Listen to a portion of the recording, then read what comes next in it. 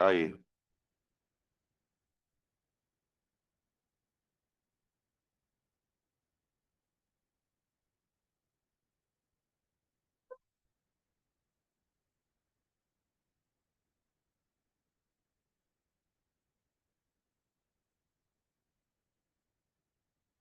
aí.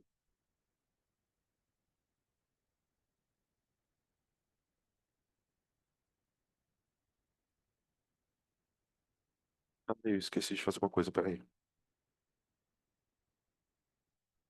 Espera só um pouquinho, gente.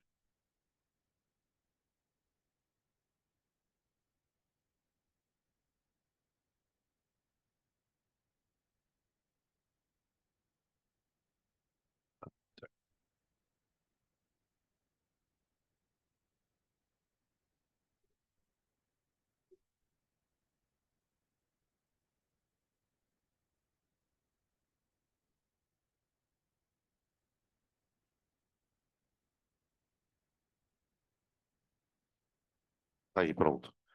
Ô, gente, eu vou mandar para vocês no grupo uma lista de eletrostática, de revisão, tá? Eu vou ficar hoje à tarde na oficina, para quem quiser tirar dúvidas de tudo, tá? Pode ser de outra coisa. E para o pessoal que vai fazer o ERG, também estaria à disposição para a gente poder trabalhar as questões discursivas se vocês quiserem, tá? Deixa eu só. Pronto.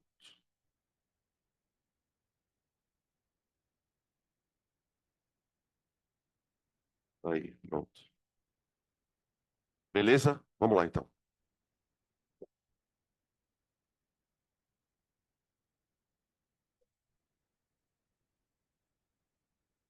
Eu acho que a gente fez a questão da parte de eletroquímica, a gente tinha desenvolvido toda a teoria, e se não me engano, eu tinha feito até a questão do bafômetro. A gente tinha feito toda a parte da página 135, a gente tinha feito os de sala, um, 2, 3, da parte um, né? Depois tínhamos feito o 1 da 2, da parte 2. Dá uma confirmada para mim se for isso. É isso mesmo? Então, bora. Questão 2. Ele fala assim na questão 2, ó. O trabalho produzido por uma pilha é proporcional à diferença de potencial nela desenvolvida quando se tem uma meia pilha, onde a reação eletrolítica de redução ocorre espontaneamente no cátodo, com uma outra meia pilha, que é uma reação de oxidação. Então, ele tá fazendo uma coisa curiosa. Ele está dizendo o seguinte: uma pilha, ela é formada por duas meias reações, né? A semi-reação do cátodo, que vai ser uma redução. Peraí, deixa eu fazer diferente.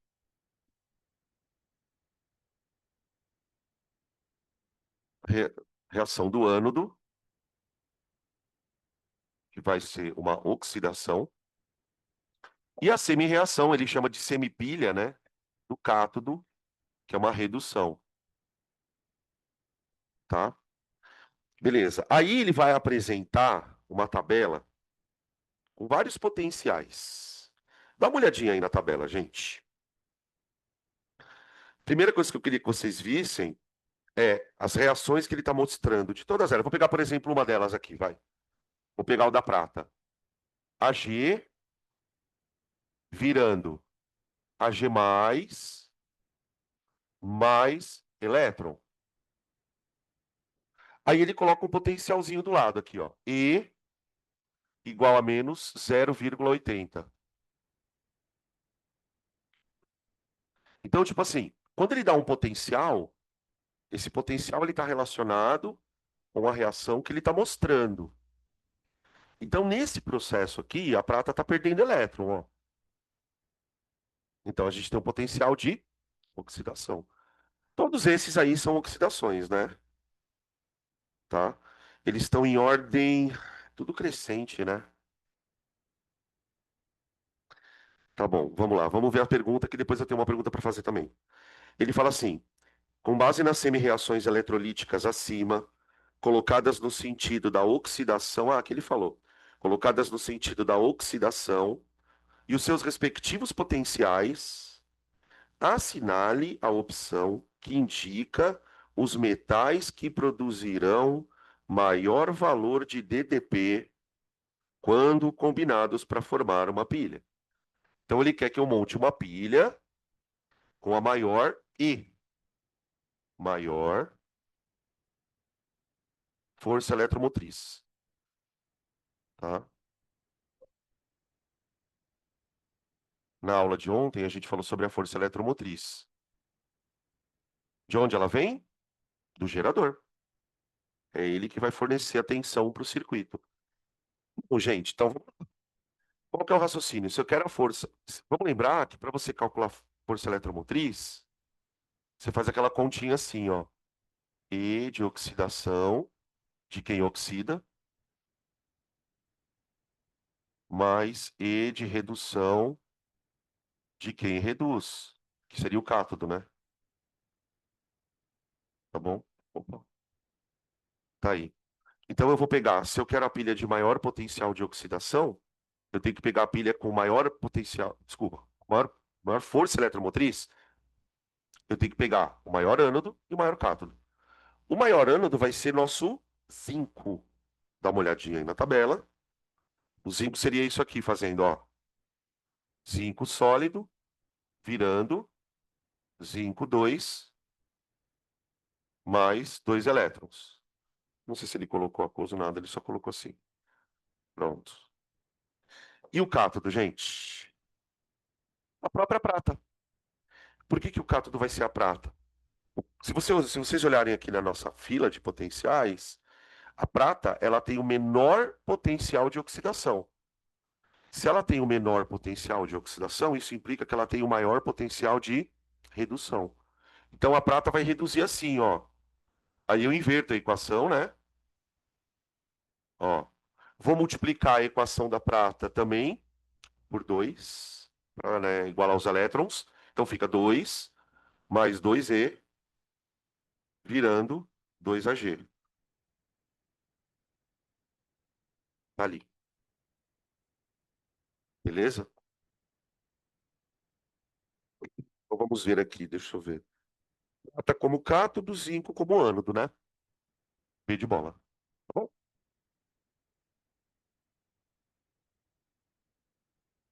Agora eu tenho uma pergunta. Só que vocês têm que ficar olhando a tabela.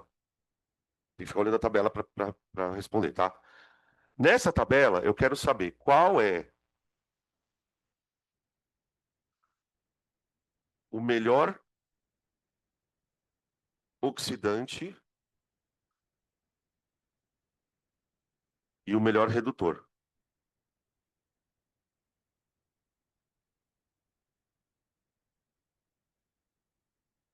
Tá aqui. Aí,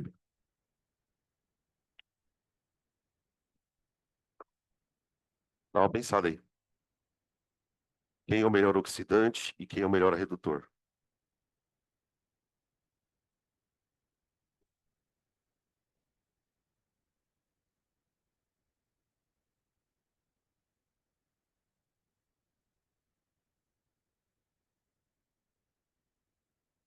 E aí? E aí, deu? Não? Deu. Quem que é o melhor oxidante? Prata. Qual prata? Isso, então. Aí tem uma questão aqui, vamos devagar. Quem é o melhor oxidante? É o melhor agente oxidante, né? Melhor agente oxidante. Um agente oxidante é um roubador de elétron. A gente acabou de mostrar aqui a melhor pilha. De todas as possíveis combinações da tabela, essa seria a melhor pilha. O que que significa dizer que é a melhor pilha? Ah, significa dizer que vai produzir mais energia. Isso, mas tem uma outra coisinha aqui. As pilhas não são processos espontâneos. Quando você fala que um processo é espontâneo e mede a energia dele, essa energia ela passa a servir também como uma coisa para dizer se o quanto aquilo é espontâneo. Quanto maior a energia que a pilha libera no funcionamento, mais espontâneo é. Então veja, eu tenho aqui a melhor reação de oxirredução possível. Essa é a melhor, é onde os átomos vão trocar elétrons com maior espontaneidade. Se a gente somar essas duas equações, olha o que vai acontecer. Vê aqui, ó. Não precisa do aqui, né? 2AG mais N2. Pronto. Ok. Nesse processo, a prata, ela está recebendo elétron que vem do zinco. Então a prata é a prata mais, né? Que os meninos falam, a prata mais fez o zinco oxidar. Então essa prata, ela é um agente oxidante. E ela é um agente oxidante tão forte que se você pegar aqui o potencial de redução dela, é o mais alto. Então vamos lá. O agente oxidante, quem é o melhor? É o Ag+. Por quê? Porque ele é o cara que mais gosta de reduzir. Então, se ele gosta, se ele é o quê? Se ele é o cara que mais gosta de reduzir, quer dizer que ele arranca elétrons com mais intensidade. Então, porque ele tem o maior potencial de redução. Então, essa, tipo, isso aqui é meio que uma regra, tá? Se vocês quiserem guardar isso como uma regra. Quem é o melhor agente oxidante? É sempre alguém que tem o maior potencial de redução. Só que aí tem que tomar cuidado, porque numa prova de múltipla escolha, o cara pode colocar G e AG+. Entendeu? Se ele for meio sacana, ele coloca AG e AG+. E aí, qual que é o lance? Como que eu vou escolher quem? O agente oxidante, lembre, ele tem que sofrer redução. Se ele tem que sofrer redução, é essa prata que reduz, ó. Porque essa prata aqui, ela oxidaria, tá vendo? Tá? Melhor redutor. Então vamos pensar no melhor redutor. Se o oxidante é quem arranca elétron, o redutor é quem dá o elétron. Ele vai causar a redução do outro. Se ele vai causar a redução do outro, ele tem que sofrer oxidação. Então veja, aqui o 5 está sofrendo oxidação. E um bom redutor é o cara que entrega elétron com facilidade. Então ele tem que ter um potencial de oxidação alto. Então o 5 zero, ele é o melhor redutor da tabela, porque ele tem uma vontade enorme de doar elétron. Então, ó, pensa nisso aqui, ó. Ele é o melhor redutor, porque ele gosta muito de doar elétron. Aqui ele é o melhor oxidante, porque ele gosta muito de receber o elétron. Vê se isso fica claro, senão eu explico de novo.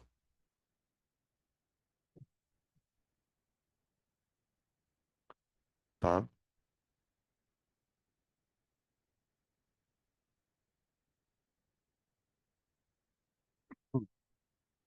Fazer três? Então ficou B mesmo, né? B. Tá, beleza. Essa três aqui tá com cara de eletrólise, hein? Não, acho que não. Não, não, não é não. É uma pilha. Vixe. Vamos lá.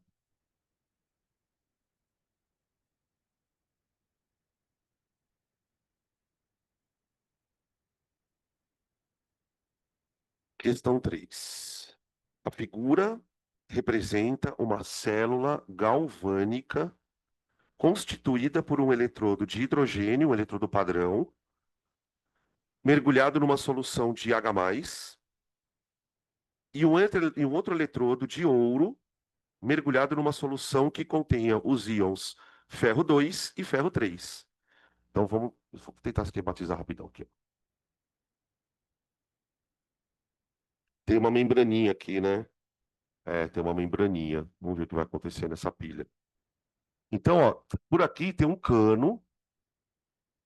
Esse cano, ele tem uma placa aqui assim nele, e ele tá dentro de um tubo. Ficou muito tosco. Assim, ó. Aí, aqui é um eletrodo de platina, ó, ele escreve. Eletrodo de platina. Do outro lado aqui, esse eletrodo vem aqui por cima, aí tem um voltímetro. Do outro lado aqui, tem um eletrodo de ouro. Uma coisa que já chama atenção, né? Não sei se vocês também pensaram assim. Dois metais nobres como eletrodo, né? O que que isso quer dizer, hein? Putz, ele não quer que o eletrodo reaja. Tá bem na cara isso. Tipo, por que que ele mergulhou um eletrodo de platina dentro de um ambiente que tem hidrogênio, né? Porque ele quer que o hidrogênio funcione na pilha. Vocês lembram que para construir uma pilha, eu falei umas vezes assim: olha, você precisa ter sempre o metal e uma solução do seu sal. Então sempre a pilha tinha assim, vai, zinco e cloreto de zinco, cobre e sulfato de cobre. Sempre assim, né? Então o que que ele fez desse lado aqui, o doidão? Ele injetou hidrogênio aqui e colocou na solução H+. Então, o que que pode acontecer aqui? Das duas, uma. Ou o hidrogênio está oxidando e está virando H+. Então, por exemplo, isso aqui pode estar acontecendo se esse eletrodo for o ânodo. Ou o H+ lá dentro pode estar recebendo elétron e virando H2. Isso se esse eletrodo for o cátodo. Aí, do outro lado, ele colocou ferro 2 e ferro 3. Então, gente, pensa comigo agora, vai. O que que vocês acham que pode estar acontecendo aqui?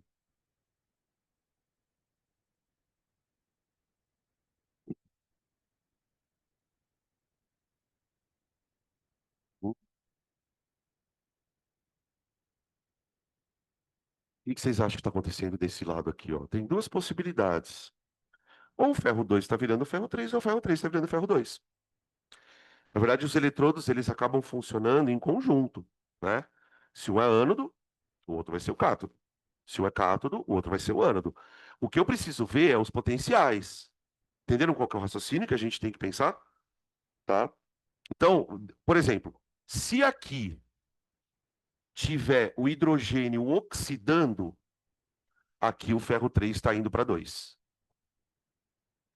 Se aqui o hidrogênio estiver reduzindo, o ferro 2 vai para ferro 3. E é o que vai mandar aí é o potencial da coisa, tá? Vamos continuar vendo lá do outro lado. Ah, ele deu aqui, ó. Ele fala assim: considere os eletrodos de platina e de ouro inertes, ou seja, eles não reagem, e os potenciais de redução estão dados aí. O potencial de redução do hidrogênio é zero. E o potencial de redução do ferro é positivo. E agora? Quem reduz, gente?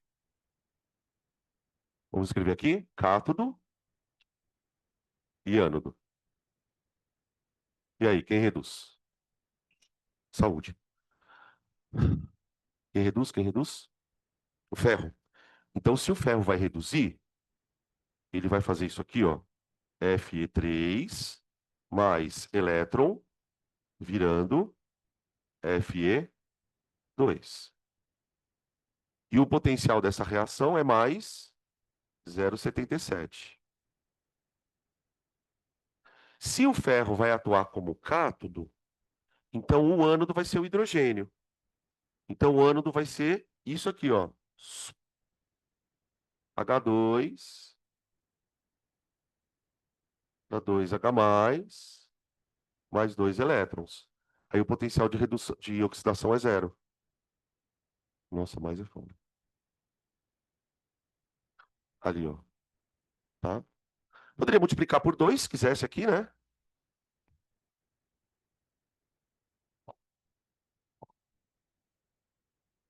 Isso se eu pedisse equação. Não sei se ele vai pedir a global, ó. Já vamos montar a global, tá? E aí o potencial eu somo. Oxidação mais redução. Então a equação fica H2 mais 2 ferros, dando 2 ferros mais 2H+.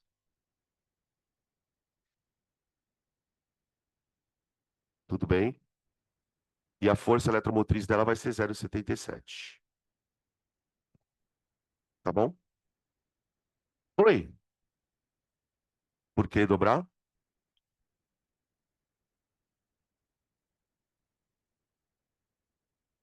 Mas qual que é a unidade disso aqui? Ah, tá o quê? Continua. Tá escrito por mol aqui? Então por que dobrar? Isso já foi falado, hein? Isso já foi falado. Atenção. Tudo bem, pessoal? Vamos ver o que ele fala nas alternativas. Ele fala assim, ó. Durante o funcionamento da célula galvânica, representada na figura, aí vamos lá. A. O gás hidrogênio atuará como agente oxidante. O gás hidrogênio vai atuar como agente oxidante? Acho que não, né? Ele sofre oxidação. Ele sofre oxidação, né? B. Os elétrons estão migrando pelo fio de cobre, né? No sentido do eletrodo de ouro. Do eletrodo de ouro. Do significa saindo de, né? E aí? Qual que é o movimento de elétrons? Ficou meio polêmica essa frase. Eu não sei se eu entendi direito. Vocês entenderam o quê? Que ele sai do ouro, né? É, vocês entenderam isso? Da platina para o ouro? É que se fosse assim, para mim seria para o ouro, né? Não sei. E agora? Vamos ver o resto, né? Eu acho melhor. Eu não sei, eu fiquei meio inseguro nessa frase. Bom, vamos ver as outras, vai. A DDP da célula vai ser mais 1,54? Não. A gente viu que não dobra. D. Ocorrerá oxidação no eletrodo de platina? O eletrodo de platina é o eletrodo onde está acontecendo hidrogênio, né? E agora? Tá, puta, essa frase está estranha também. Não sei. Ah, ah, é? Você lembra disso, jura? Então nós vamos considerar as duas, cara. Sabe por quê? Vamos lá. Eu não sei se vocês concordam comigo isso. Ocorrerá oxidação no eletrodo de platina. Ocorre. Não é a platina que está oxidando, mas ocorre, né? Então ela é verdadeira. E a B? É aquela que a gente estava discutindo. Não sei. Ah, vamos deixar as duas então. A E tá errada? Deixa eu ver. Ocorrerá aumento na concentração de íons. Ah, não, aí não, né? Vai ocorrer aumento de ferro 2, tá? Então vamos deixar as duas, vai. Eu não, de novo, eu não consegui resolver. B e D. Agora, deixa eu fazer uma pergunta. Vai ter alguma coisa andando por aqui?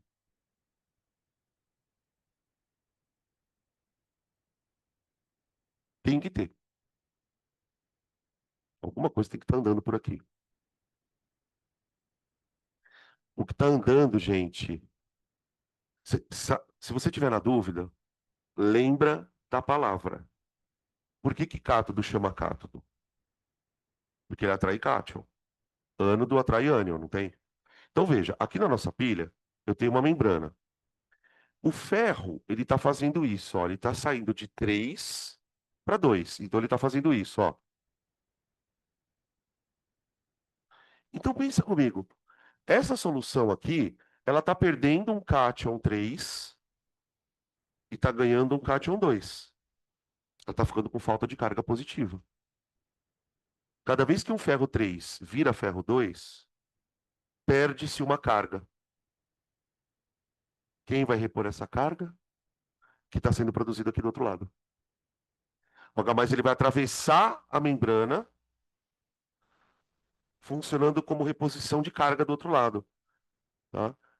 Então você tem por fora os elétrons fazendo isso,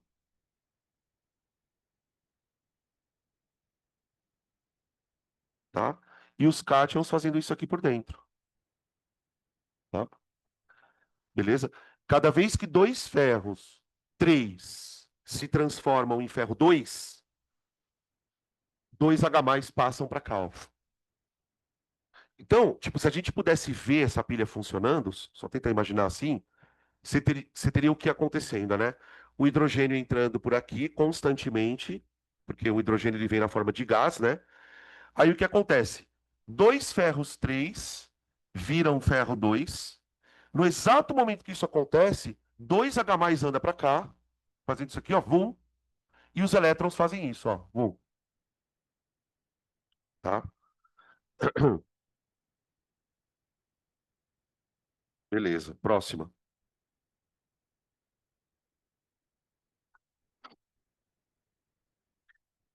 Questão 4.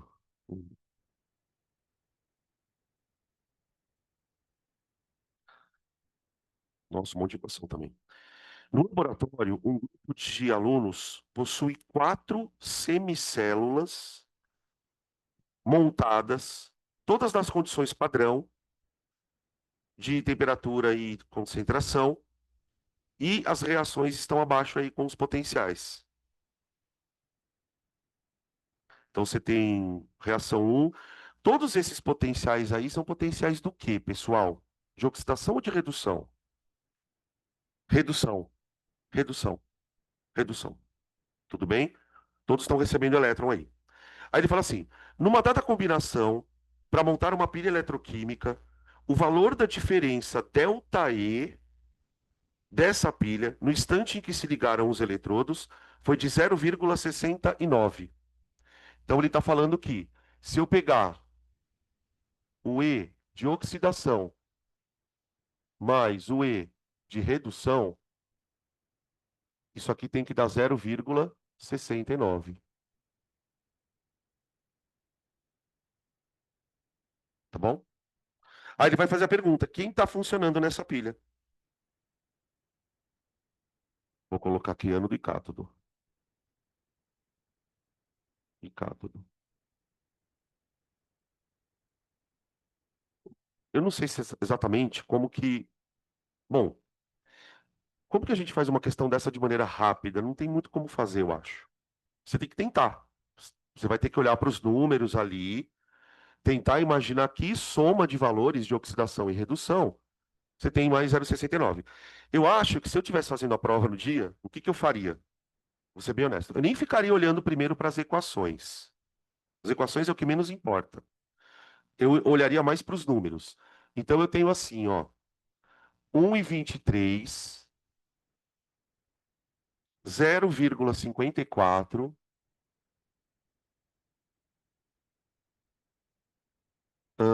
0,34 e tenho menos 0,76. Esses potenciais que ele deu para gente são os de redução. Se eu precisar de oxidação, o que que eu faço? Eu inverto. 0,54 menos 0,34 e mais 0,76.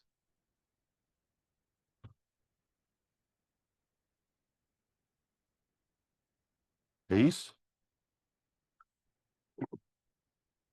Puta, agora tem que ficar onde achando aí, gente.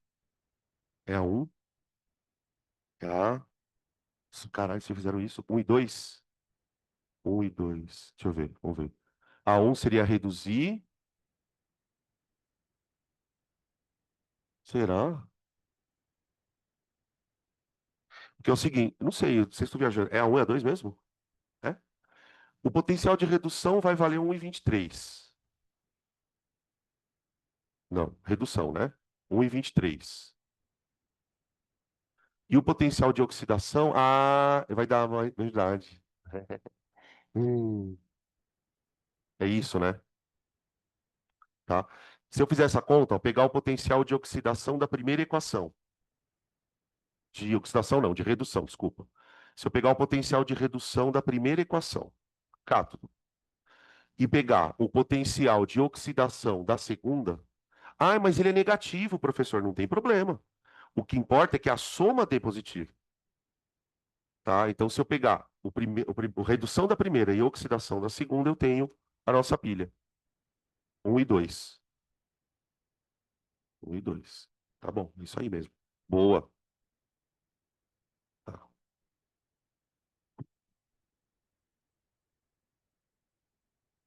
Pilha de hidrogênio ali, ó.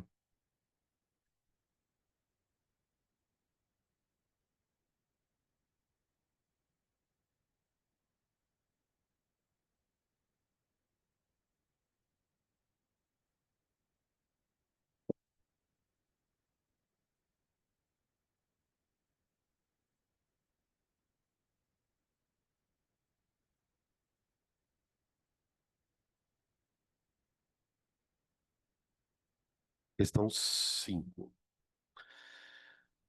Na busca por combustíveis mais limpos, o hidrogênio tem sido mostrado uma alternativa muito promissora, pois a sua utilização não gera grandes poluentes.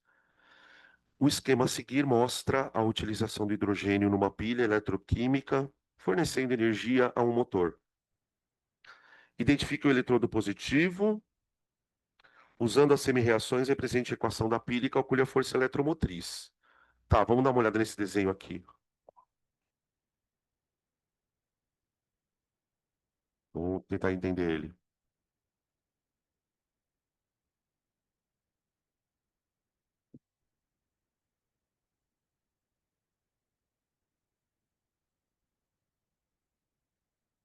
Ah, não, peraí, tô viajando.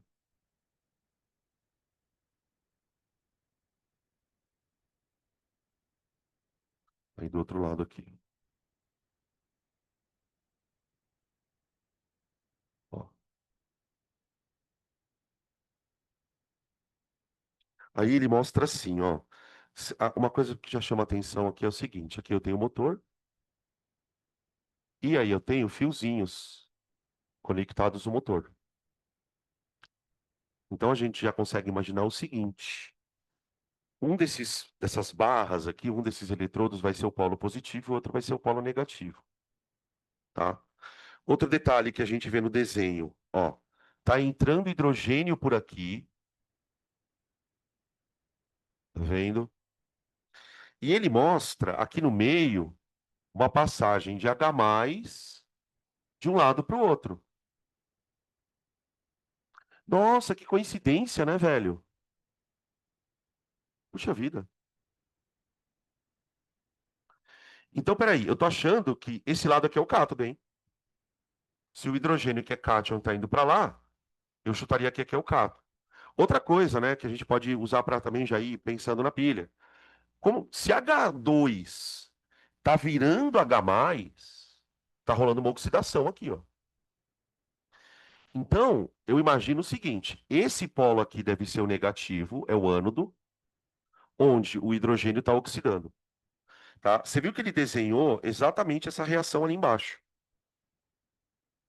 tá? Só que assim, o desenho ele tá tão bem detalhadinho, gente, que você conseguiria perceber todas essas coisas sem olhar para as equações, tá? Então, só pelos detalhezinhos, ó, o H2 virando H+. Puta, tá oxidando, beleza. Então, se está oxidando, aqui já é o ânodo. Se aqui é o ânodo, os elétrons estão fazendo isso aqui, ó, tá? Aí olha que interessante também outra coisa, ó. O que que tá entrando aqui, ó? O2. Cujo NOx é zero, né? O NOx é zero. E daqui de baixo tá saindo água, na qual o oxigênio tem NOx -2. E se não tivesse H+, não aconteceria. Porque para isso aqui, desculpa, para isso aqui virar isso, ó, tem que ter o H+ passando. Então, tipo, essa pilha é muito louca. Por quê? É perfeitinha. O hidrogênio entra, que é o combustível praticamente, né? O hidrogênio é o combustível da pilha. Ele entra, imediatamente ele é convertido em H+. No exato momento que o oxigênio está reduzindo, ele entra aqui, combina no oxigênio e blum, sai água, tá? E tudo isso para gerar corrente elétrica. Agora, olha que interessante isso. Se é... Bom, vamos lá. Identifique o eletrodo positivo da pilha. Bom, como que a gente poderia justificar? Deixa eu só escrever um negócio aqui. É o eletrodo 2, é. Eletrodo 2. Como que eu justificaria isso, gente? Uma respostinha rápida. Tem vários jeitos, né, de justificar. Eu colocaria, deixa eu ver. Eu colocaria que é o eletrodo positivo porque ali está acontecendo a redução. Então, vamos colocar assim, ó. É o eletrodo 2, pois nele, eu colocaria migração de elétrons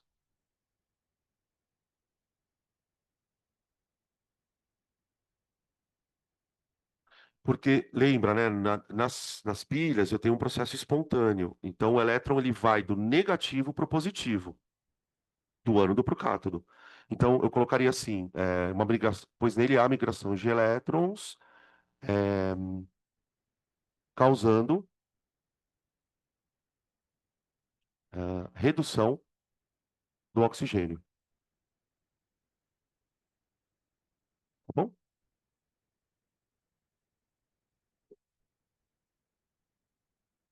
B. Usando as semi-reações, apresente a equação da pilha e a calcule a FEM. Então, aqui está acontecendo B, oxidação,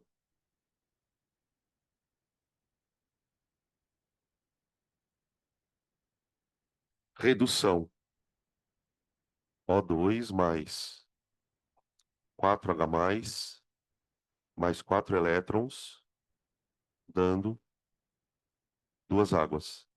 Aí, gente, o que eu posso fazer aqui é multiplicar a primeira equação por 2. Eu posso multiplicar a primeira equação por 2. Espera aí, deixa eu ficar desse lado aqui. Perdão. Ó, tá? Multiplicando a primeira equação por 2 para igualar os elétrons, a gente chega na global. 2. Apaga aqui. Vai ficar 4. E aqui 4. Tá? Ô, gente, aqui eu tenho dois oxigênios, tá vendo? Virando duas da água aqui. Vocês entendem por que 4 elétrons aqui? Cada oxigênio aqui, pessoal, ele está indo de 0 para -2. 0 para -2. Então, tipo, o delta NOx de cada oxigênio são dois elétrons. Então, se eu estou reduzindo dois oxigênios, eu tenho que precisar de 4 elétrons. Tá? Por que não dá para reduzir só um oxigênio assim, ó? Porque a molécula, né, gente? O oxigênio não anda sozinho.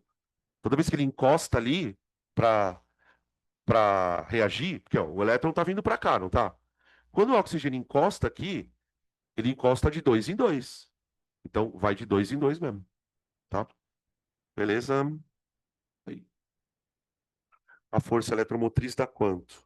1,23 volts. O hidrogênio é zero, o potencial, né? Ele deu de redução aqui, tá? Parte 3. Essa parte tem uns exercícios de escabuloso, cara. Principalmente a 2 e a 3. Os exercícios de conta.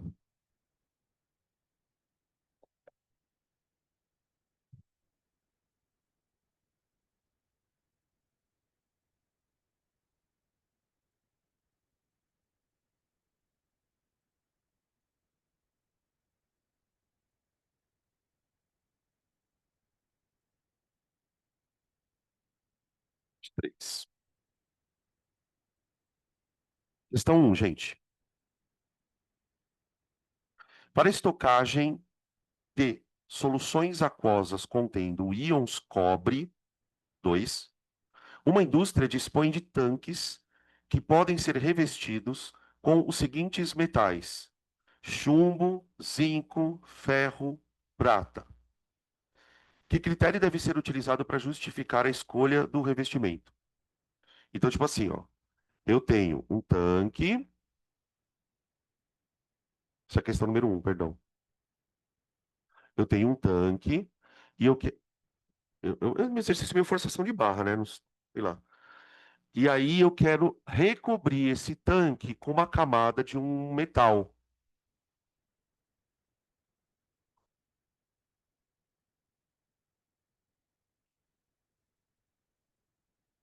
E eu vou armazenar aqui dentro uma solução aquosa. Então aqui tem um metal X. Oh, meu Deus. Tá aqui. E eu vou armazenar aqui dentro uma solução que tem cobre 2.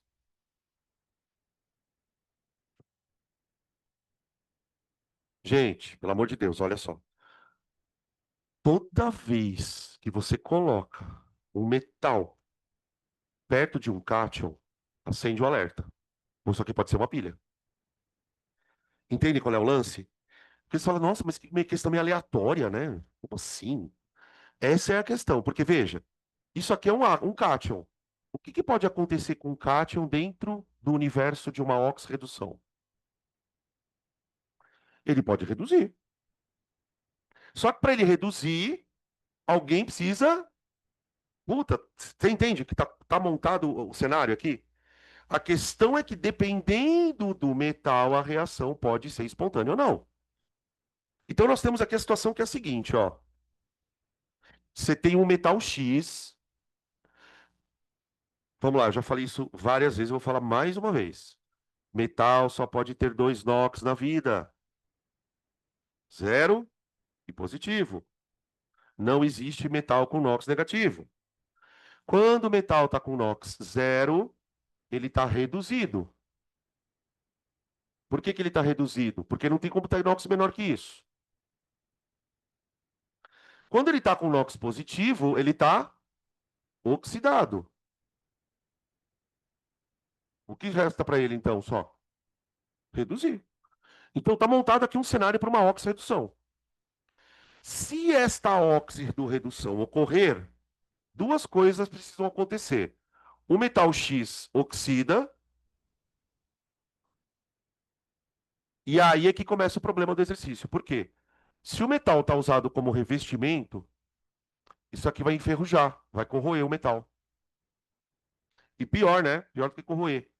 O cobre que está lá dentro vai fazer o quê? Ele vai reduzir. Vai virar uma pilha dentro do negócio. Se você pegar nas suas anotações, o primeiro desenho que eu fiz de eletroquímica foi exatamente um desenho onde eu pegava uma placa de zinco e mergulhava numa solução de cobre. E ali dentro aconteceu uma pilha. Ali dentro aconteceu uma pilha. Então é isso que eu não quero que ocorra.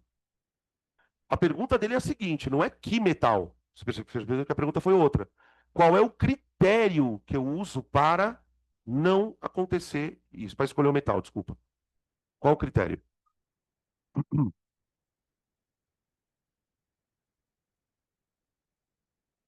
E aí? Você pode explicar isso de várias maneiras, tá, gente? Não tem uma forma certinha de explicar. Algumas coisas precisam aparecer na resposta. Tipo, é aquela que eu falo sempre assim. Se você vai responder uma questão discursiva, tem algumas palavras, algumas expressões que o cara precisa que você fale. Então, por exemplo, uma forma de você abordar a questão é a seguinte: eu não quero que essa reação ocorra. Então, eu preciso escolher um metal cujo potencial de oxidação seja mais baixo do que o do cobre. Ele não goste de oxidar. Você pode também ir para uma outra abordagem. Você pode falar assim: olha, eu quero um metal muito nobre. Ele precisa ser mais nobre do que o cobre. Você pode explicar também de um outro jeito, ó. Eu acho esse jeito aqui bem legal de explicar também, ó.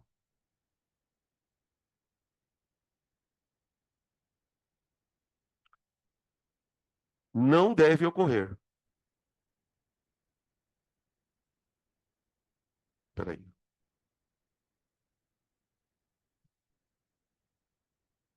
Dá uma olhada nisso que eu escrevi aqui, ó. Peraí. Ó. Lembra quando a gente estudou também esse tipo de reação na aula de deslocamento? Ó, eu pego uma substância simples, que seria, na verdade, a parede do recipiente. Eu estou representando o cobre por um sal, pode ser qualquer sal, eu sempre uso sulfato, né, que a gente usa sempre, tá? Aí, ó, o que que potencialmente vai acontecer dependendo do metal? Esse metal, ele desloca o cobre, isso a gente chamava de deslocamento lá, e ele entra no lugar do cobre, ó. Esse processo vai caracterizar a corrosão do metal.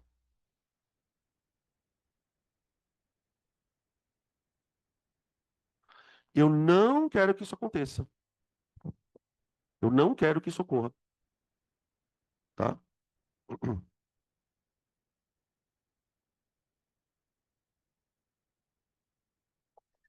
Ele deu potenciais? Deu, né? Deu. E aí, quem que eu posso escolher daqui? Eu posso escolher a prata, só a prata, viu, gente? O chumbo não dá? O chumbo dá? Ah, ele tem um potencial de redução maior que o cobre, né? Um pouquinho maior que o cobre. O do cobre é menos zero. Ah, não, não. O do chumbo é negativo, né? Não dá. Tem que ser o da prata mesmo. O único metal aqui que tem potencial de. Então, vou colocar aqui, ó. O único metal. Não, não ficou legal a sua resposta. Critério. O metal escolhido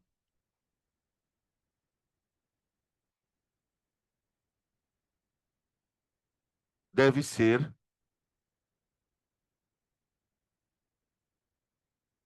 mais nobre, vírgula. Isto é, vírgula. Apresentar maior potencial de redução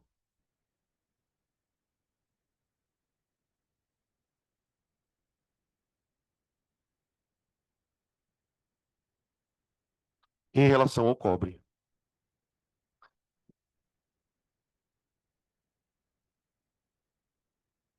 Ao cobre. Tá bom? Ó, uma resposta curta. Eu estou justificando, falando que o metal é mais nobre, né? Mas aí entra aquilo que eu falo para vocês, tá? Essa palavra nobre, ela talvez ela dê a entender, mas ela não é muito específica. Eu associei nobreza a potencial de redução. Você podia ter associado também nobreza ao potencial de oxidação, só que é o contrário, né? Por exemplo, para um metal ser nobre, ele precisa ter um alto potencial de redução e um baixo potencial de oxidação, tá? Então você pode justificar dessas duas formas. Ou também podia escrever assim: ah, o cobre, a prata não desloca o cobre porque ela é menos reativa. Isso também poderia ser colocado, tá? Beleza? Então tá aí. Deixa eu ficar desse lado aqui, peraí. Aí.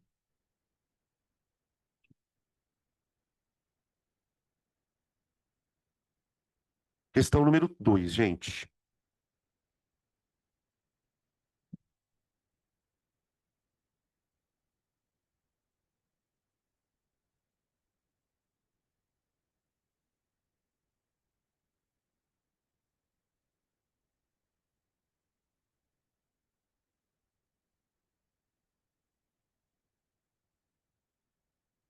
2.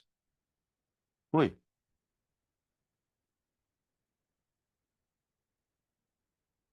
Uma eletrólise. Peraí, vamos lá. Vamos supor que eu bote uma prata aqui. Caralho, hein, velho? Gostei dessa, hein? Vamos lá, calma. Eu vou botar um fio aqui no eletrodo. Foi a Sara que perguntou isso, tá? Ela falou assim, ó, vou botar um fio aqui no eletrodo de prata. Vou colocar um eletrodo aqui dentro da solução. Parece uma pimenta, mas tudo bem. E vou ligar isso aqui numa pilha. O que que vai acontecer? Supondo que o eletrodo seja de prata, porque a prata não corrói. A prata não corrói espontaneamente aqui. A gente acabou de falar. Eu posso fazer a prata corroer. Só que agora vem uma pergunta boa. Como é que eu tenho que ligar os polos da minha pilha se eu quiser que aconteça uma eletrólise aqui? Porque dependendo do jeito que eu ligar os polos, a eletrólise acontece ou não. E então você tem que pensar o seguinte nesse caso. O que que você quer que aconteça com a prata? Horror. Então você tem que tirar elétron dela. Se você tem que tirar elétron dela, você tem que ligar ela na pilha no lugar que chupa elétron, cátodo. Então, se eu pegar e ligar uma pilha assim, ó. Nossa senhora, meu Deus. Ó, eu quero que esse lado corroa. Então, se eu quero que esse lado corroa, eu quero que ele faça isso, eu vou ligar ele na pilha do lado de alguém que está reduzindo. Então, esse cara que vai reduzir aqui, ó, Ele não vai arrancar elétron de alguém? De quem que ele vai arrancar o elétron? Da prata. Então, o que que a gente guarda, né? Ah, e aí entra aquilo que a gente sempre fala, que eu falo, não é para decorar. Esse polo aqui, a redução, ele é o polo positivo ou negativo da pilha? Da pilha, ele é o positivo. Se esse eletrodo positivo está ligado nesse cara, esse cara também é positivo. Aqui, ó. E aí eu provo para você isso, para nunca mais se confundir. A pilha é espontânea, não é? Então o elétron está indo para o positivo. A eletrólise não é espontânea. O elétron está saindo do positivo. Entendeu? E aí o que que vai acontecer desse lado?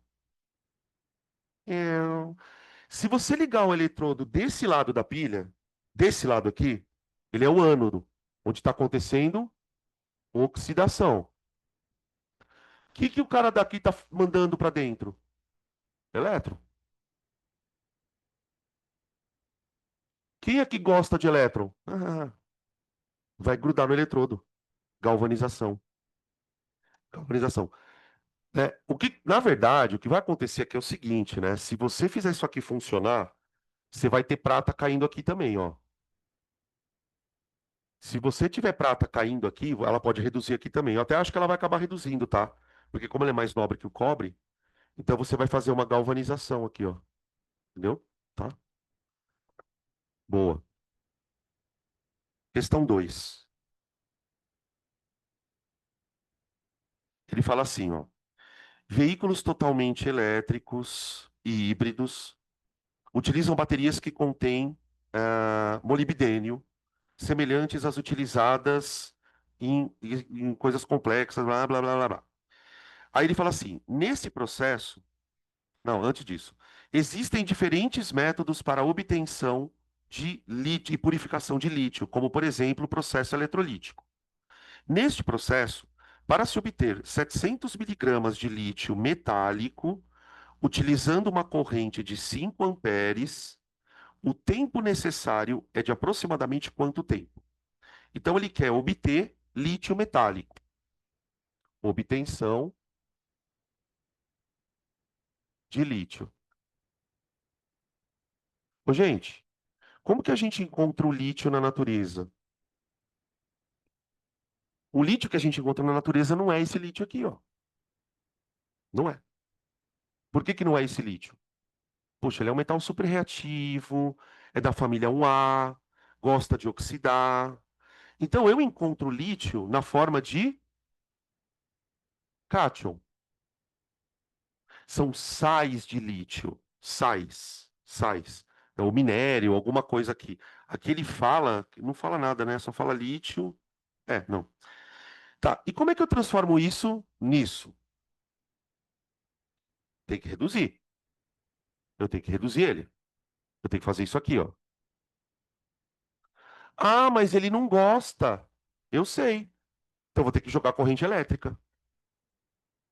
Eu vou ter que fazer o seguinte, eu vou ter que fazer um processo de eletrólise.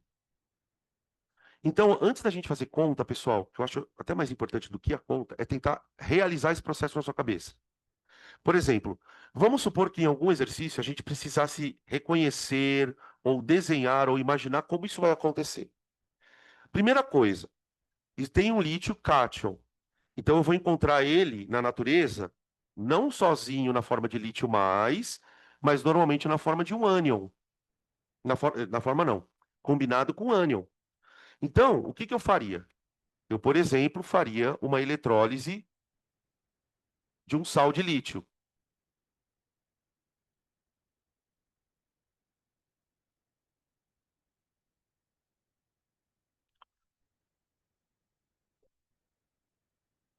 Agora vocês começam a entender por que que a bateria do carro é cara, né? Outro problema. Eletrólise em água ou sem água?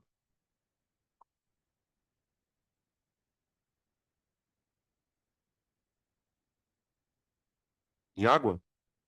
Tem alguma diferença? Tem, né? Qual que é a diferença por água ou não? Hã? Se eu ponho na água, quem pode reduzir no lugar do lítio? Ele vai reduzir. Então aqui não dá para ser eletrólise em água, tem que ser ígnea. tem que ser ígnea, tá? Se eu botar H+ aqui, na prioridade de descarga, quem descarrega é o H+, tá? Então, eletrólise ígnea,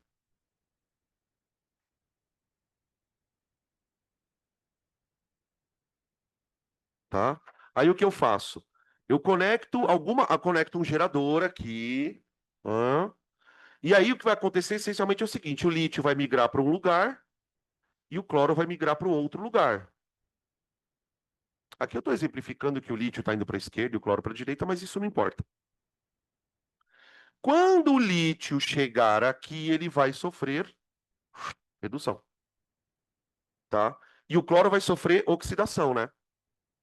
O que o cloro vira quando ele oxida, gente?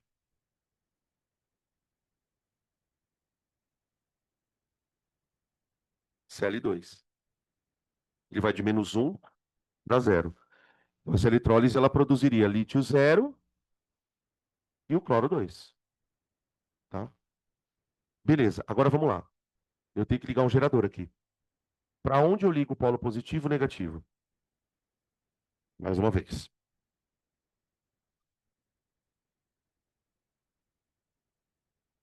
Deixa eu desenhar aqui o meu gerador,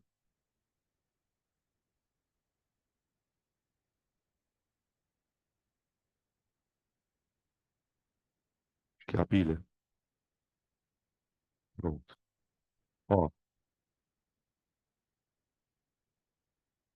eu quero que o lítio reduza. Bom, se eu quero que o lítio reduza, ele precisa receber elétron para isso. Então eu tenho que ligar ele de um lugar que venha elétron. Qual é o lugar que vem solta elétron da pilha? É o ânodo. Então aqui é o polo negativo da pilha. Olha lá, na pilha você tem o processo espontâneo. O elétron sai do negativo e chega aqui, ó. Esse lado aqui, ele está conectado ao eletrodo onde o cloro está oxidando. Ou seja, o cloro está perdendo elétron para o eletrodo. Então está subindo elétron por aqui, ó. Por isso que os eletrodos têm que ser de metais ou nesse caso, né? Se for uma eletrólise ígnea, o eletrodo tem que ser de carbono para resistir ao calor, tá? Então aqui é o polo positivo. Beleza? Entenderam? Então eu quero fazer isso acontecer. Qual é a questão, pessoal? Agora já entrando na questão do cálculo. Para eu fazer isso acontecer, eu vou ligar um gerador. O gerador faz isso, não faz, ó?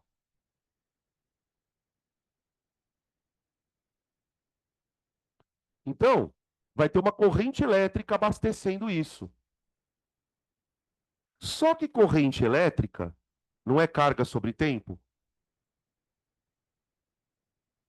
Vai acompanhando meu raciocínio.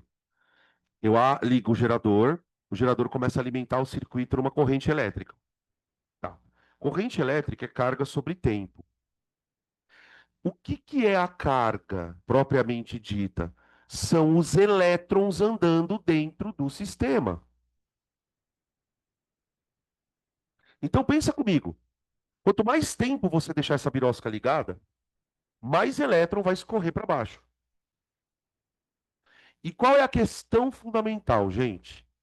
Para cada lítio reduzido, um elétron consumido. Entenderam? O lítio ele vai pegar um elétron, zerar, pegar um elétron, zerar, pegar um elétron, zerar. Beleza? Então, quanto mais elétrons eu descer para baixo é foda. Quanto mais elétrons eu fizer descer aqui, mais lítio eu produzo. Então veja, ele quer produzir 700 miligramas de lítio,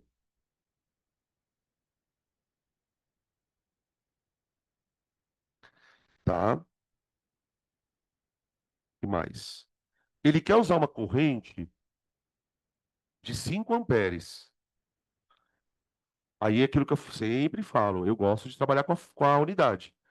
I igual a 5 amperes, ou seja, a cada 1 segundo, ele joga para lá para o eletrodo 5 coulombs de elétron.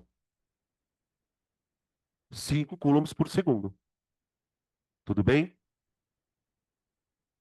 Vocês entenderam qual é o problema proposto? Tá, agora parte 2. Como é que eu abordo um problema desse? Você vai abordar sempre do mesmo jeito. Qual é o jeito? Você vai pensar o seguinte: primeira coisa, você tem que ter a reação na sua cabeça. Por quê? Porque sempre vai existir aqui uma proporção entre lítio e elétron, que nesse caso é de 1 para 1. Só que dependendo do metal que está sendo produzido aqui, pode ser 2 para 1, 3 para 1. Isso varia de caso a caso.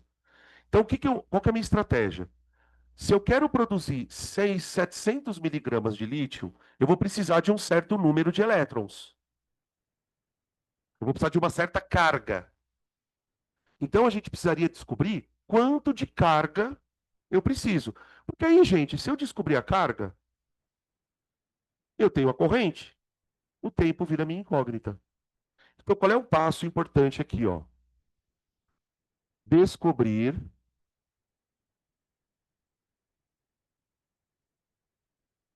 a carga consumida, a carga consumida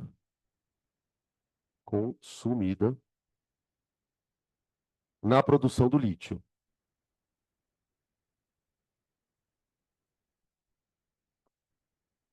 Do lítio. Ele não deu nem a massa molar, né? Ah, não, deu 7. Vamos descobrir, gente, quantos mols de lítio eu quero. Por quê? Porque o número é 1 para 1, não é? Então vamos lá, ó. 1 mol de lítio, ele pesa 7 gramas. Quantos mols de lítio eu vou ter se eu quiser 700 miligramas, que é a mesma coisa que 7 10 a menos 1, né? Do grama. Tá aqui. Então, o N vai dar 0,07? Não, é 7 10 a menos 1 sobre 7. Dá 0,1 mol de lítio. Descobrimos. Gente, 0,1 mol seria 10% de 600 sextilhões. 10% de 600 sextilhões. Se eu quero produzir isso de lítio, e considerando que para cada lítio eu preciso de um elétron, então eu vou escrever assim, ó, o número de mols de elétrons é igual ao número de mols. Eu não preciso nem fazer uma regra de 3, porque é 1 para 1 de lítio. Então quer dizer que eu preciso gastar na minha eletrólise 0,1 mol de elétron, certo? A minha eletrólise, ela tem que funcionar um tempo suficiente para que 0,1 mols desçam aqui, ó. Desce, desce. Ui, caralho, velho. Ia ser muito engraçado. Ia ser muito engraçado. 0,1 mol de elétrons. Agora eu vou achar a carga disso. Eu vou achar a carga. Professor, por que que você vai achar a carga? Porque eu sei que a cada 1 segundo o sistema recebe 5 coulombs de carga. Como que eu acho a carga de 1 mol de elétron? Eu vou usar a constante de Faraday. 1 mol de elétrons tem a carga de 96.500 coulombs, que é a constante de Faraday, tá?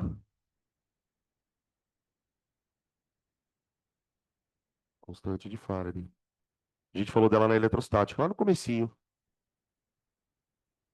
Tá aqui, ó. Então, cada mol de elétron que eu gasto, eu uso isso de carga. Se eu estou precisando de 0,1 mol, eu estou precisando de uma carga Q. Dá 9.605, né? 9.650 coulombs de carga. tá bom? Haja elétron, né, gente? Imagina que a carga de um elétron é 1,6 vezes 10 a menos 19. Olha o tanto de elétron que eu vou precisar aqui para ter essa cargona, tá?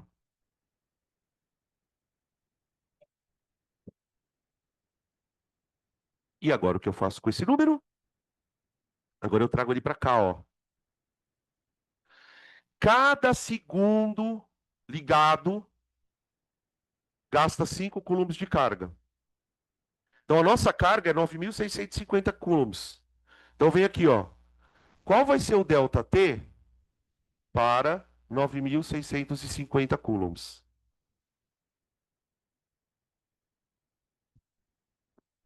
Tá?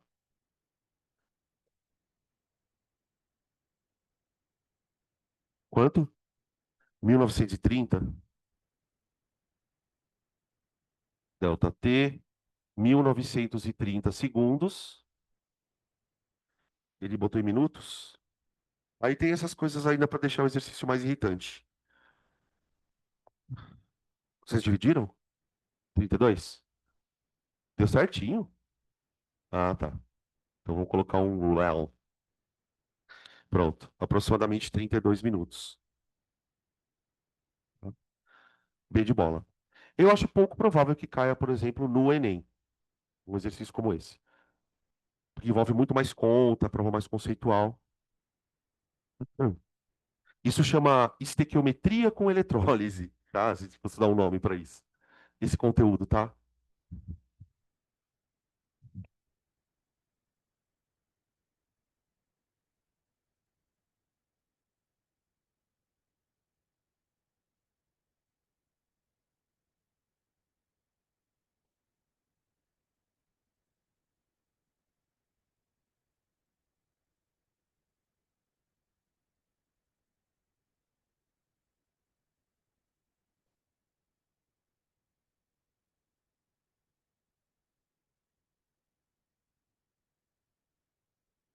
3. Obtenção de magnésio metálico, acho que é a mesma coisa, viu?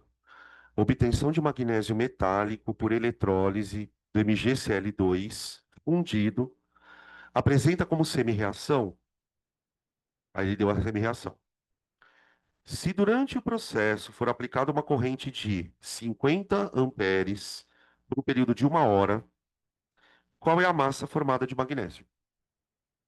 Deixa eu chamar a atenção de vocês para uma questão aqui. No primeiro exercício que nós fizemos aqui, aliás, no exercício anterior, ele deu para mim quanto eu tinha que produzir do produto e pediu em quanto tempo eu faço isso.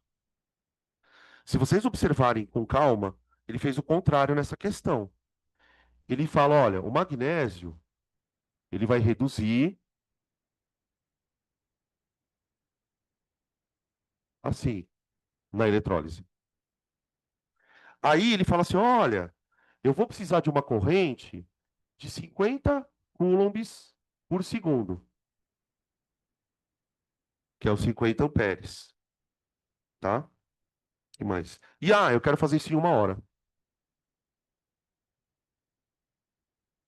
Quanto magnésio eu preciso? Eu consigo produzir. Então vamos lá. Qual que é o raciocínio nesse caso? Para cada magnésio, eu preciso de 2 elétrons. E eu sei que eu posso vincular elétron com carga, não é? Então qual que é a minha estratégia? Descobre quanto de carga primeiro isso aqui vai consumir. Beleza? Vamos lá. 1 segundo, 50 coulombs. Em 1 hora, é 3,6. 10 a terceira, eu vou ter uma carga Qzão.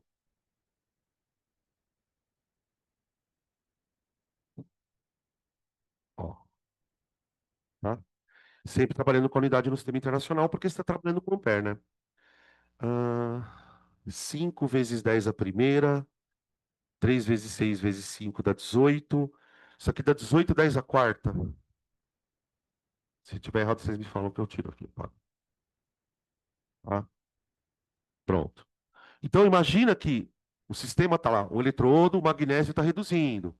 gruda no eletrodo, gruda no eletrodo. Para reduzir o magnésio, eu gastei tudo isso de carga. Agora, eu consigo vincular essa carga à quantidade de elétrons.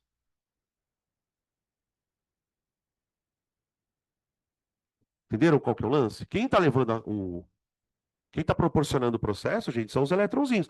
Cada eletrãozinho que eu uso é 1,6, 10 a menos 19.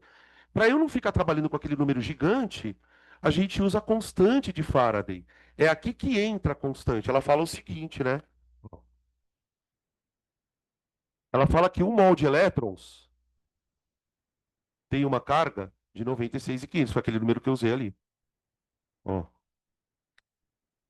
tá? Então vamos fazer essa conta. Um mol de elétrons tem que ter 96.500 coulombs.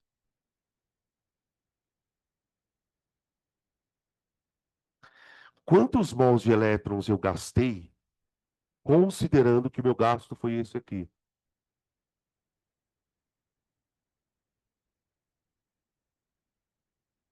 Então o número de mols de elétrons vai ficar. Claro que eu não sei fazer essa conta. Aqui ficaria 9,65. A quarta também? Sim. Aí vamos arredondar. Vamos arredondar. Hã? Ah, vamos arredondar. Não? Tá. Não dá pra arredondar, se arredondar dá merda. Ah, bem bosta. Tá bom. 1,8 mol de elétron. Hum. Achamos, tá, gente? Eu não achei, na verdade. Tá. Agora o que que eu faço com essa quantidade de elétrons? Agora eu volto para cá, ó. Cada dois elétrons, um magnésio. Então, você faz a proporção em mols. Cada 2 mols de elétrons.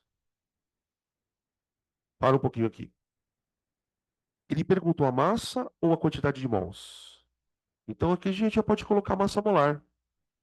Porque, ó, são 2 mols de elétrons para um mol de magnésio. Então, ao invés de colocar um mol, eu já ponho a massa, que acho que é 24, né? Quanto? É 24? Então, 24, G. Aí você põe aquele número chato, 1,8 mol, vai dar massa Mzinho, tá? Fica desse lado. Deu um pouquinho menos que 2. Ah, entendi agora. Puta. Vai dar 22, né? 22. A massa dá 22. Aproxima. Vai dar 22. Tá aí. Tá bom? Na minha concepção, isso é o que tem mais difícil em eletrólise. Oi.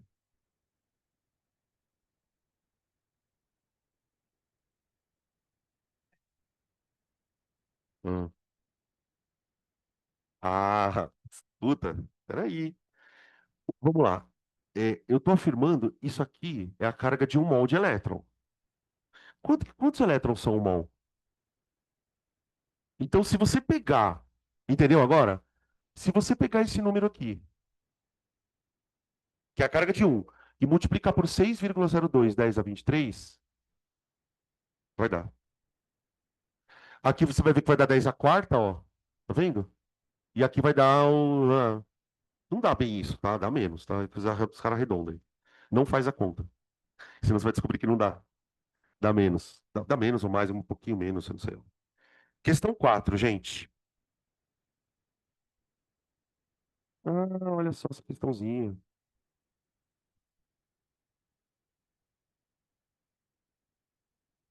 4. Ui. Massa de elétron? Não, não. Isso aqui é a massa do magnésio. Eu estou fazendo a regra de 3 com o magnésio, tá? Ó. Estou dizendo que os 2 mols de elétron são usados para produzir um mol de magnésio. 2 para 1 aqui, tá? Questão número 4. Para proteger um metal da corrosão, metal 1 da corrosão, pode-se utilizar um outro metal 2 que apresenta uma tendência maior de perder elétrons, ou menor potencial de redução. Esse metal 2 se oxida e evita a corrosão do metal 1, sendo por isso chamado de metal de sacrifício. Algumas tubulações e dutos possuem sistemas com eletrodos de sacrifício como método de proteção para a corrosão. Já meio que explicou o processo, né? Do metal de sacrifício e tal. Considere o esquema de um eletrodo de sacrifício ahn, acoplado a um tubo metálico conforme mostra a figura. E o potencial padrão de cada uma das espécies. Então, ele mostrou aqui, ó, o tubo,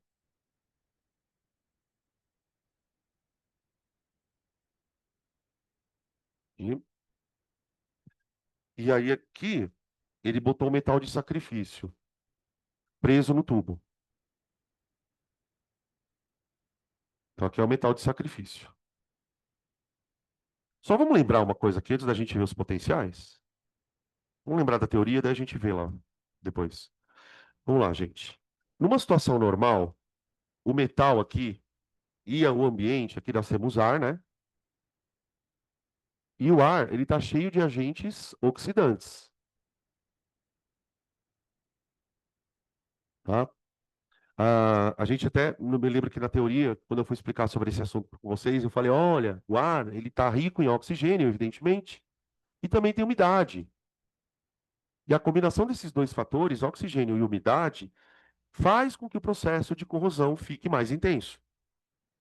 Tanto é que os objetos de metal oxidam mais em regiões mais úmidas, tá? Beleza.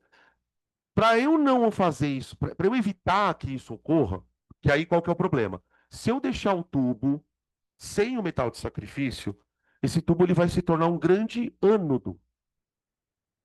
Por quê? Os agentes oxidantes vão começar a atacar o tubo e o tubo vai começar ao longo do tempo a corroer. Então, a gente imagina que aqui virou uma pilha. Para eu evitar que isso aqui anodize, anodizar significa oxidar. Para que eu evite que isso aqui anodize, eu coloco um tijolo aqui de metal. Esse metal, ele tem que ter um potencial de redução menor do que o potencial de redução do tubo. Por quê? Tem que ser menos nobre. Ele tem que ser menos nobre que o metal do tubo. Se você pode explicar isso também em termos de potencial de oxidação, se você quiser. Você pode falar assim, ah, professor, eu posso dizer que o potencial de oxidação do metal de sacrifício é maior que o potencial de oxidação do tubo? Pode, também serve. Por isso nós chamamos esse tipo de proteção catódica. Ela se chama catódica porque, ao colocarmos o metal aqui, você força esse metal a atuar como ánodo, tá? E aí, uma outra coisa também que o pessoal sempre pergunta, fala, professor, mas com o metal aqui, o oxigênio não vai atacar o elemento que está aqui? Não. Porque o que acontece é o seguinte: se uma molécula de oxigênio, por exemplo, vier para cá e tentar atacar o metal, esse processo ele vai arrancar elétron não desse metal, mas vai arrancar elétron de quem? Do ânodo. Então aqui vai rolar uma corrente elétrica. Nesse conector aqui, ó, do metal de sacrifício com o tubo, vai estar rolando uma corrente elétrica. Bem pequenininha, obviamente. Por quê? Porque o agente oxidante ele está atacando o sistema como um todo, tá? Deixa eu ver aqui então. Aí ele mostra aqui. Ué, cadê os potencial? Ah, ele escapou para lá. Puta, isso acontece, é verdade. Ele coloca. Gente, os potenciais ele estão na coluna da direita. Passou, tá? Eu tenho aí. Todos eles são potenciais de redução, tá vendo? Magnésio, ferro, níquel, cobre e ouro. Tá bom, agora ele vai começar a fazer as perguntas aqui. Volta para a coluna da esquerda, tá? Baseado na proteção contra corrosão de tubulação e considerando o esquema e os processos eletroquímicos envolvidos, são feitas as seguintes afirmativas. O metal níquel pode ser usado como ânodo de sacrifício para tubulação que tenha cobre? Tipo assim, ó. Se a tubulação for cobre, aqui pode ser níquel? Tem que ver, peraí. Ele deu os potencial de redução, né? O de redução tem que ser menor. Ah, então pode, gente. Pode, não pode? Pode. Então, um pode. Um verdadeira. Dois. O ano. Apaga. Dois. O ânodo de sacrifício, um, sofre uma reação de redução. Já pode parar. Já pode parar. Ô, gente, o ânodo, ele anodiza, ele corrói. Não é redução. Eu quero que ele oxide. Três. O metal cobre pode ser utilizado como ânodo de sacrifício para ferro. Puta, eu acho que nem precisa olhar o potencial, né, cara? Ou precisa? Não sei, peraí. Não, não, não, não. É o contrário, né? Por exemplo, eu posso usar ferro para proteger cobre, e não o contrário. Então tá falso. E a 4.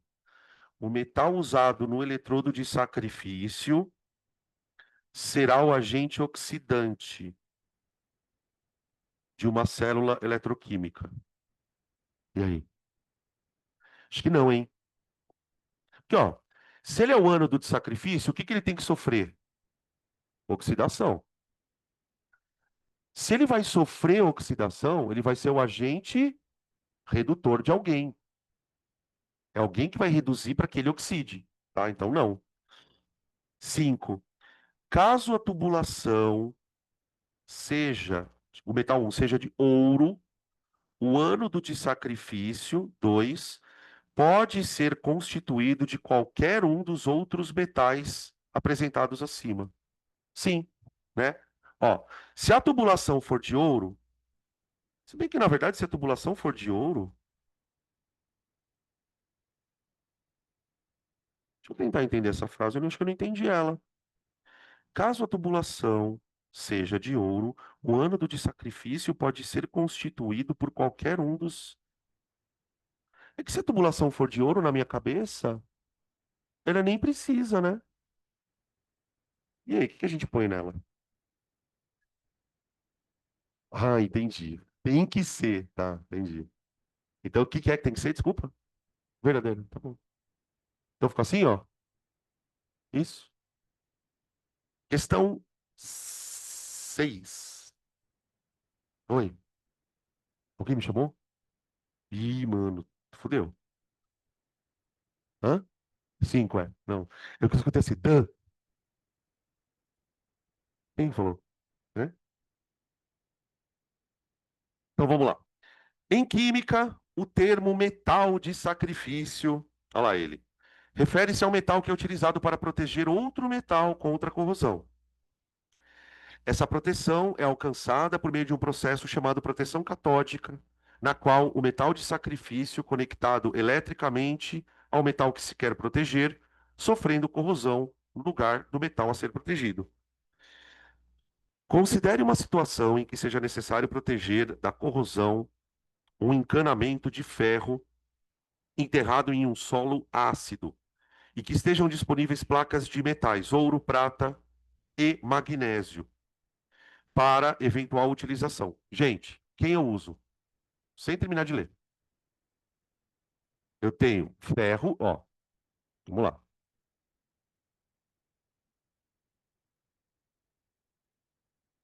Vamos ver se a gente consegue concluir. Você tem um pedaço, você tem um tubo de ferro, é igualzinho a outra situação. Você tem um tubo de ferro, diz que o solo está ácido, né? Tem muito processo eletroquímico, gente, que o meio ácido e o meio básico favorece, tá? Eu acho que o que ele quis dizer ali é, ó, isso aí vai corroer essa merda. Aí ele coloca aqui um ânodo de sacrifício, um metal de sacrifício. Vou colocar MS de novo. Quais são os candidatos aí que ele fala?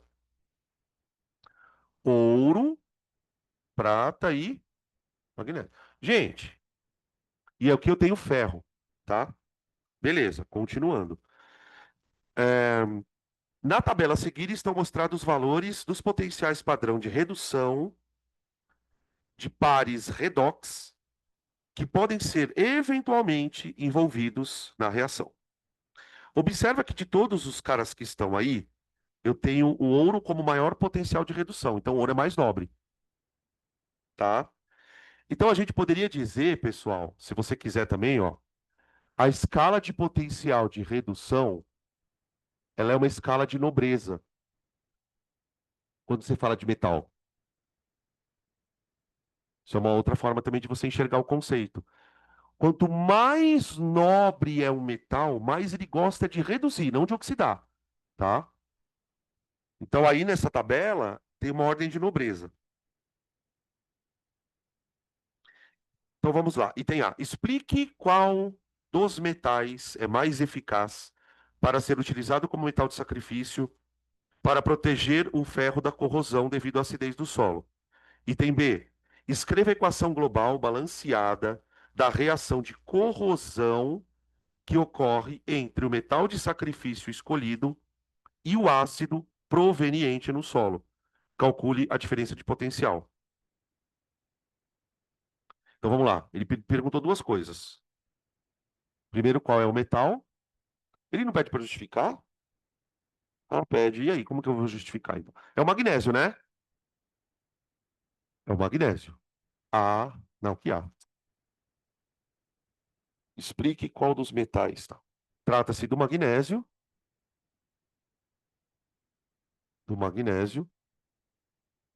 pois dos metais relacionados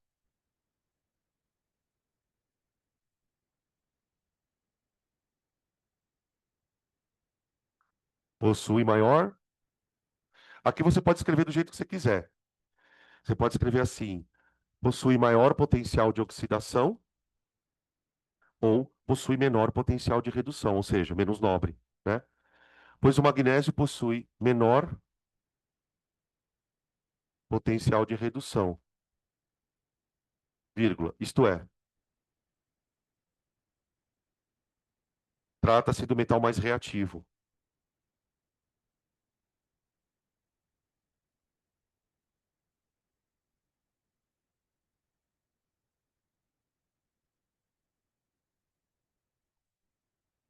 Aí.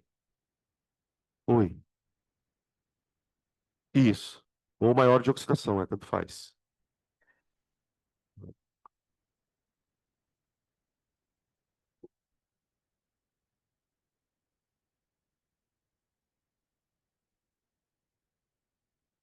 Agora ele quer que eu construa uma reação,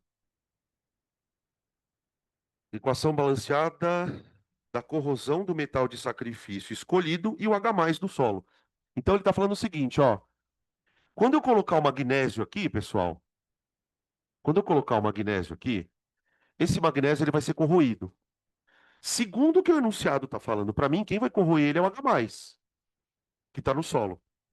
Então, eu vou ter que montar uma pilha entre magnésio e H+. Tudo bem? Então vamos lá. Eu vou colocar aqui B. B. Toda pilha tem um ânodo e tem um cátodo. Então bora lá. Ânodo e cátodo.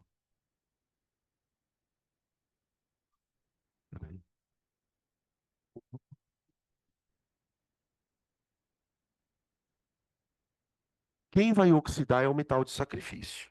É para isso que ele foi colocado lá. Ele é o magnésio. Aí, se vocês olharem nas equações aí, o magnésio ele vai virar mais 2. Então eu faço isso, ó. Mg zero virando Mg 2 mais 2 elétrons. Seria a última equação invertida, tá? Você vê que o potencial dele é 2,37, hein? Positivo, porque é de oxidação. No cátodo, quem vai reagir é o H+, que ele fala lá que o solo é ácido, não sei o que lá. Então, no cátodo vai reagir o H+. Então, eu vou pegar a equação do hidrogênio. 2H+, mais 2 elétrons. Ô, gente, ele não pediu essa equação, nem essa. Eu estou colocando para a gente somar as duas depois, tá? Se você tiver prática, você já pode pensar nelas já pronta, tá? A do magnésio eu inverti em relação a que ele me deu, né? E a do hidrogênio eu mantive. Então, isso aqui da equação global que é Mg mais 2H+, dando Mg2 mais H2. Ó. Aí o delta, ele chama de delta E aqui, né? Vai dar 2,37. É o potencial de oxidação mais o potencial de redução, tá?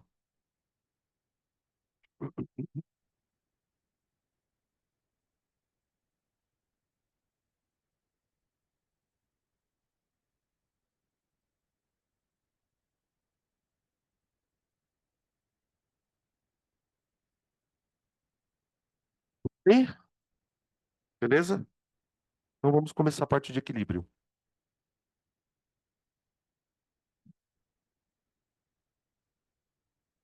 Acabamos a eletroquímica.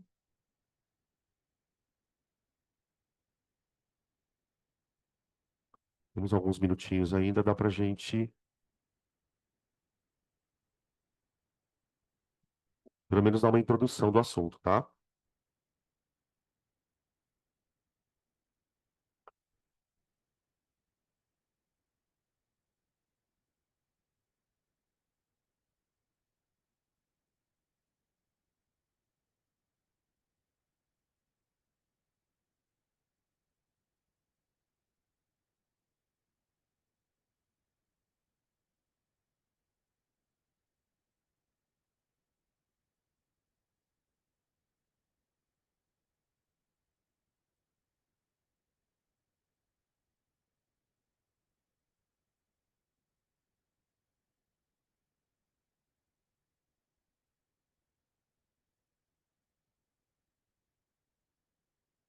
Gente,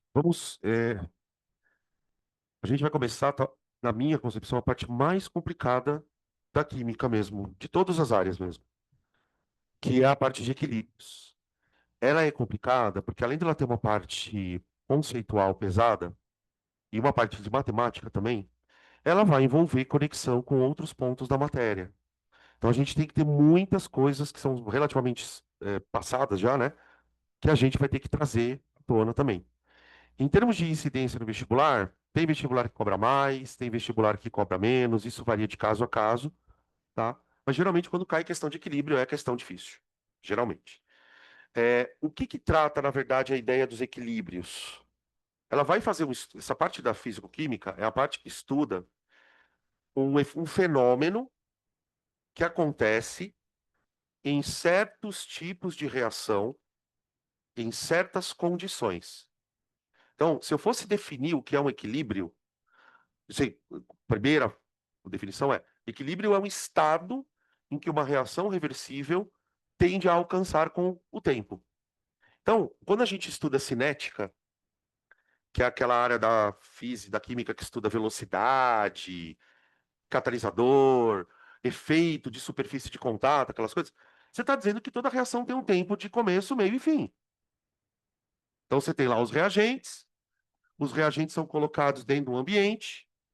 Aí a teoria das colisões explica que tem um complexo ativado e não sei o que lá.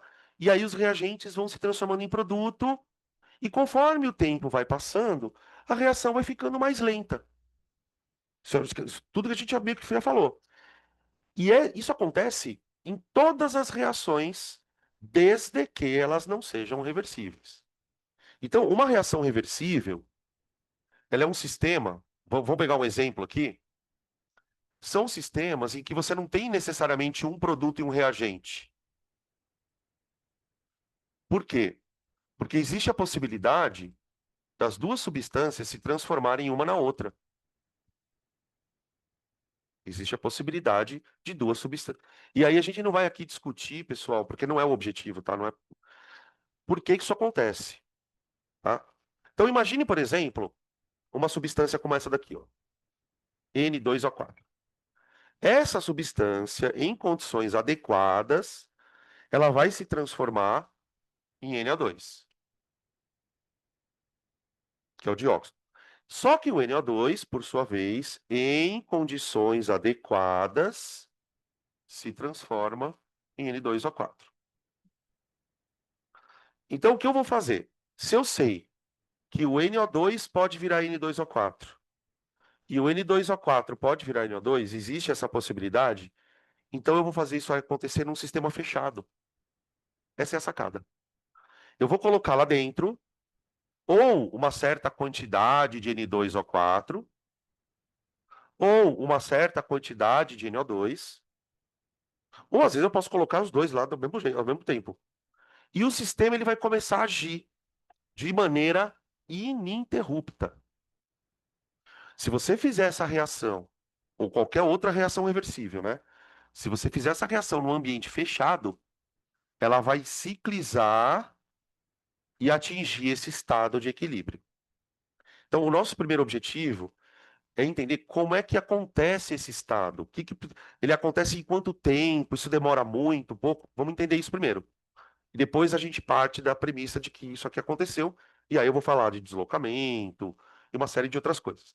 Para começar, você tem que pensar o seguinte: essa reação aqui, ó, que a gente vai ler da esquerda para a direita, que eu vou chamar de reação direta, ela tem uma velocidade. E a reação inversa, por sua vez, também tem uma velocidade. E lá nas aulas de cinética, então, ó, da cinética química,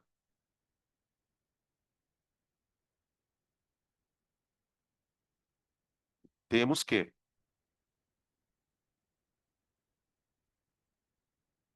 tem duas coisas aqui.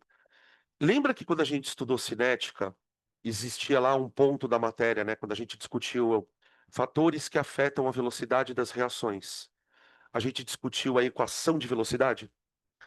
A equação de velocidade, no caso aqui, ela pode expressar a velocidade do processo direto. Então, olha só, a velocidade da reação direta, ela é igual a um certo número que nós chamamos de constante de velocidade. Aqui, pessoal, eu estou escrevendo K com índice D. K com índice D. O que que é esse K com índice D? É uma constante de velocidade que a reação direta tem, multiplicado pela concentração de quem? Do reagente. Quem é o reagente da reação direta? É o N2O4. Então eu vou pegar velocidade da reação direta é igual a constante de velocidade multiplicado pela concentração do N2O4 elevado a um certo coeficiente, que nesse caso vale 1. Esse coeficiente aqui, pessoal, eu estou tirando daqui, ó. Tá? Quando é que a gente adota como coeficiente desculpa, quando é que a gente adota como expoente o próprio coeficiente? Quando a reação é elementar. E esses processos reversíveis, eles são todos elementares, eles acontecem numa etapa só. Então, fulano vira Beltrano, Beltrano vira fulano. Então, eu estou usando aqui como que a gente chamava isso na aula de cinética de ordem da reação. Ela está dizendo assim, ó, a velocidade da reação direta é diretamente proporcional à concentração do N2O4. Então, é o seguinte, se lá dentro tiver uma concentração de N2O4 alta, essa reação está rápida. Pela teoria das colisões, isso acontece, né, gente? Se tá muito concentrado, a probabilidade de ter colisão efetiva é maior. Só que a reação inversa também tem uma velocidade. A reação inversa,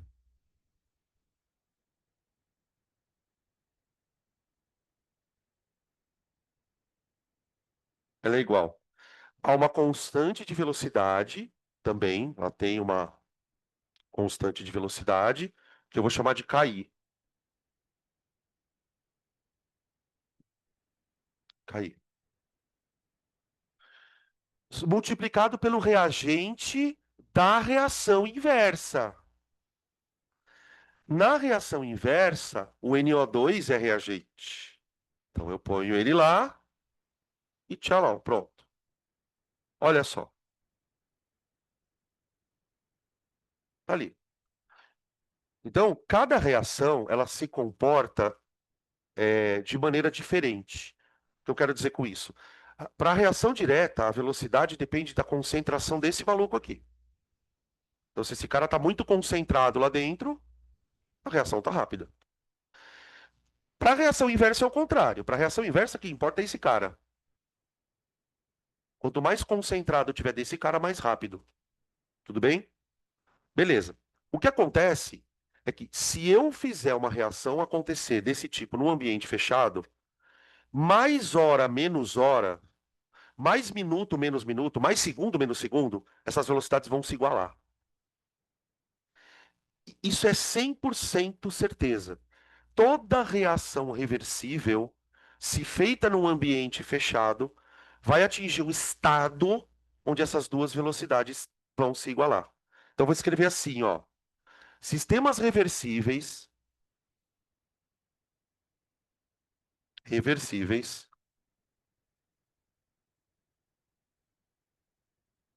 vírgula, quando fechados,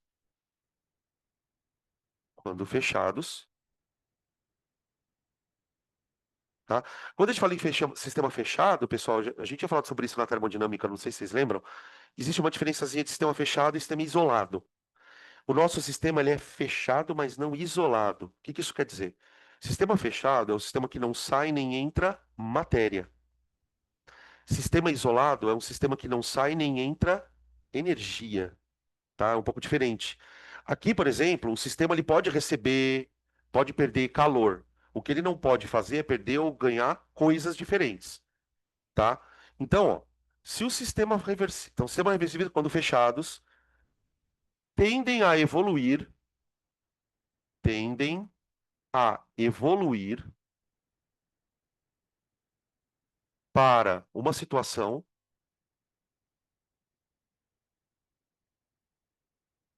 na qual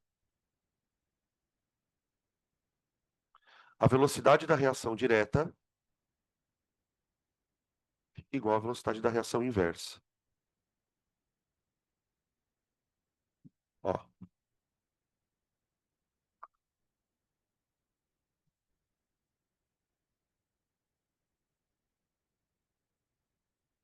quando isso aqui acontecer, a gente vai dizer que o sistema atingiu, alcançou ou entrou em equilíbrio. Tá? O sistema em equilíbrio, pessoal, principalmente para quem está vendo isso pela primeira vez, é porque essa palavra equilíbrio ela é um pouco perigosa, porque ela dá a entender que num sistema em equilíbrio eu tenho que ter a mesma quantidade de coisas. Não é verdade. Eu posso ter um equilíbrio onde as coisas estão em quantidades bem diferentes. O que você tem sempre num equilíbrio é uma mistura. Isso você pode falar com certeza. Olha, eu tenho A virando B, B virando A. Então, essas reações elas nunca terminam. Não tem aquilo de, o reagente vai ficando menorzinho e acaba. Porque conforme o reagente vira produto, o produto volta a ficar reagente. Então, o sistema quando ele atinge o equilíbrio, esse equilíbrio ele tem uma característica muito estranha, que é parece que nada está acontecendo, mas tudo está acontecendo. Por quê? As velocidades as reações elas continuam ocorrendo. Só que como elas estão acontecendo na mesma velocidade, na mesma intensidade, acontece uma coisa muito curiosa. Por quê? A mesma rapidez com que uma certa quantidade é consumida, ela é produzida. Então, só para a gente encerrar a aula com essa imagem, tá? Que eu quero deixar para a semana que vem. Tenta imaginar o seguinte: representa isso aqui na sua cabeça como bolinhas vermelhas. Pronto. Cada N2O4 é uma bolinha vermelha. Representa na sua cabeça isso aqui como bolinha azul. Cada NO2 vira duas azuis, né? Uma vermelha vira duas azuis, uma vermelha vira duas azuis. Agora imagina um recipiente fechado com zilhões dessas bolinhas, onde, no momento que uma vermelha desaparece, surge duas azuis. Então imagina uma bolinha vermelha desaparecendo e duas azuis surgindo. Só que no mesmo momento que uma vermelha desaparece e duas azuis surgem, lá no outro canto tem duas azuis desaparecendo e uma vermelha surgindo. E aquilo fica acontecendo caoticamente. Não importa se tem mais bolinha vermelha, se tem mais bolinha azul. Não é isso que está em jogo aqui. O que está em jogo é que a cada momento que desaparece uma vermelha, outra aparece no lugar dela. Porque duas azuis estão surgindo e duas azuis estão desaparecendo. Por isso que a gente vai dizer na aula da semana que vem que o equilíbrio é um estado dinâmico. Porque as reações estão acontecendo ali dentro. Só que elas entram nessa espécie de compensação. Tudo bem? Tá? Eu vou parar por aqui, porque aí tem bastante coisa que a gente vai desenrolar a partir daqui. Tá? Vamos tomar café? Então vamos.